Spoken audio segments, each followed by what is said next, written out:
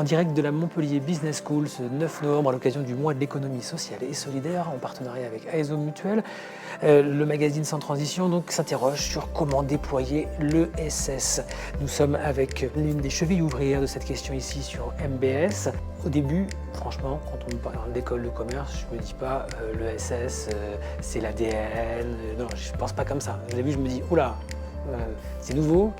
Comment on infuse dans une école de commerce, comment on en fait un vecteur d'attractivité. Cette recherche de sens des jeunes, elle est de plus en plus forte et c'est aussi un vivier d'emplois locaux important.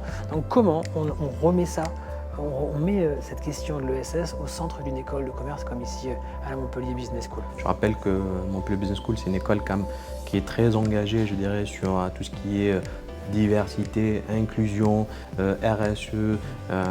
Donc je pense que les valeurs de l'ESS se retrouvent un peu dans ces valeurs-là. On a fait un focus sur l'économie sociale et solidaire parce qu'on pense vraiment que c'est une économie, c'est l'économie de demain tout simplement. Les modèles économiques dans l'entrepreneuriat social, pour moi, ça devrait être intégré, je dirais, dans l'esprit de nos jeunes talents qui ont pour, je dirais, idée, pour objectif, pour peut-être rêve de créer une entreprise. Donc pour moi, un peu les valeurs de l'ESS doivent se trouver au cœur un peu de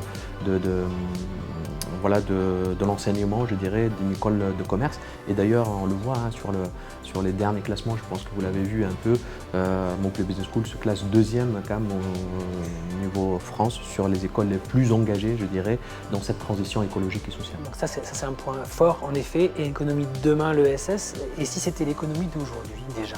Et ça veut dire qu'il y a déjà des étudiants qui vont dans ce champ, dans les mutuelles, dans les fondations, dans les scopes, qui créent des scopes, des coopératives, des start-up éthiques. C'est ça l'ambition tout de suite, là maintenant, avec vos cours, notre cher ESS. Alors tout à fait, ça a déjà commencé et merci de l'avoir rappelé. Aujourd'hui, on voit que sur l'intention, la majorité des étudiants ont cette envie de s'engager dans ce type d'économie, mais sur l'action, je pense qu'on a beaucoup de marge de progression et c'est un peu l'objectif des cours qu'on donne à MBS. De la création de cette chaire, de la spécialisation en économie sociale et solidaire qui intervient chez nous. Et on voit qu'il y a une progression, mais cette progression, il faut qu'elle soit accélérée tout simplement parce qu'il y a une urgence et donc il faut qu'on réponde à ces problématiques-là. Alors de l'intention à la réalisation, des fois il y a des dissonances, c'est le cerveau humain, ça fait partie de lui aussi. C'est pas simple de forcément créer son emploi en pensant tout de suite à un statut en coopérative parce que c'est plus compliqué, les fonds propres, tout ça. Enfin, dès qu'on rentre dans le tableau Excel, là, ça devient moins simple.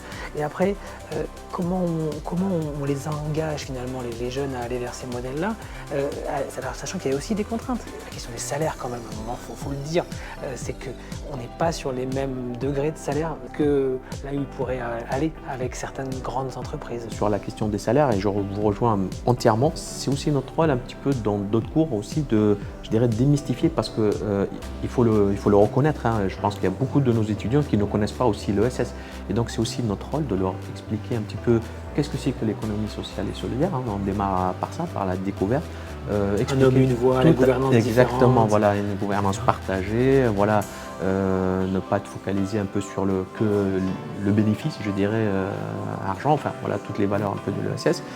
Et ça, on réussit à le faire, mais encore une fois, on a du chemin à faire.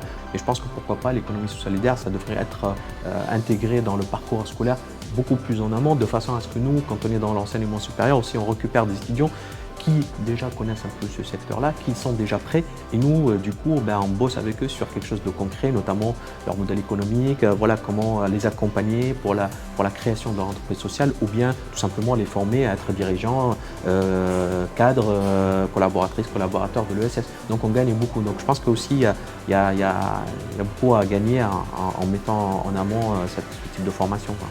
Merci beaucoup. Avec grand plaisir. Merci à vous.